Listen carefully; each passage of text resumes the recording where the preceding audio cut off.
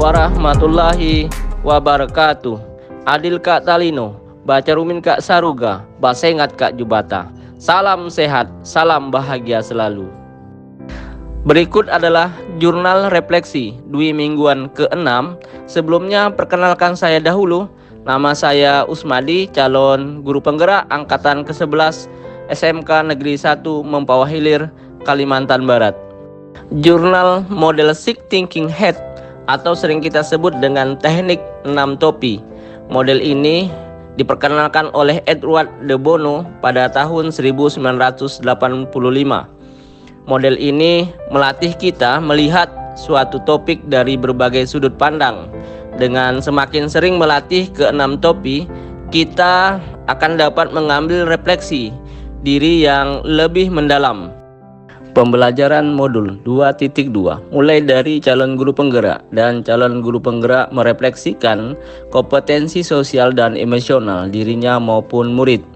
Pada eksplorasi konsep modul 2.2, pembelajaran sosial dan emosional untuk menciptakan lingkungan belajar yang aman dan nyaman agar seluruh individu di sekolah dapat meningkatkan kesejahteraan, kompetensi akademik dan psikologi well-being yang biasa kita sebut secara optimal.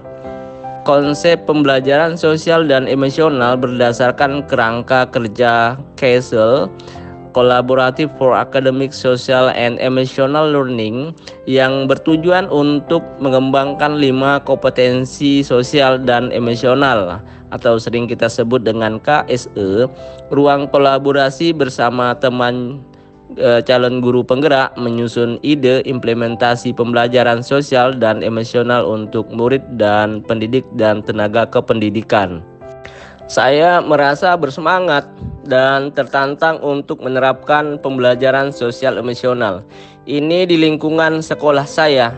Setelah melewati serangkaian materi pada modul ini, saya semakin tercerahkan dan menambah pengetahuan serta memahami cara penerapan pembelajaran sosial emosional di sekolah.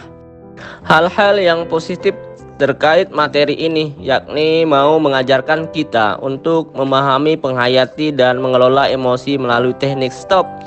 Pendidikan dan murid diajarkan untuk merasakan dan menunjukkan empati, membangun dan mempertahankan hubungan yang positif, sehingga menunjukkan kesadaran sosial dan keterampilan berelasi, dan pada orang lain kita akan menjadi terbiasa. Pembelajaran sosial emosional ini dalam penerapan perlu ada sinergitas dan kolaborasi dengan rekan-rekan di sekolah.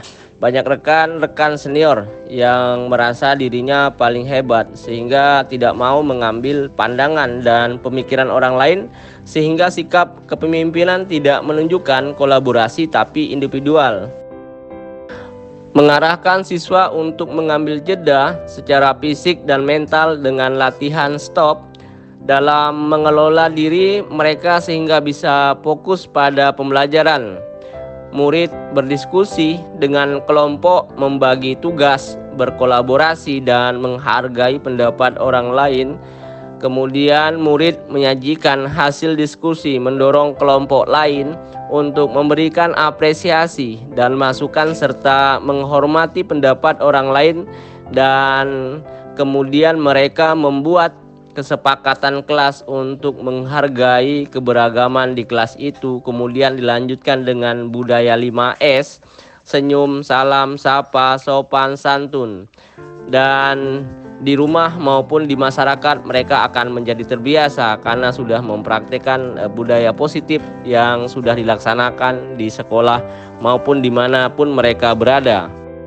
Pembelajaran 5 kompetensi sosial emosional yang telah dipelajari dan diterapkan dengan sungguh-sungguh di sekolah akan dapat mewujudkan murid-murid yang memiliki karakter, baik secara nilai-nilai kebajikan yang universal seperti disiplin, santun, jujur, peduli, responsif, proaktif, mendorong anak untuk memiliki rasa ingin tahu tentang ilmu pengetahuan sosial, budaya, dan humaniora. Demikianlah jurnal Dwi Mingguan ke-6 dari saya.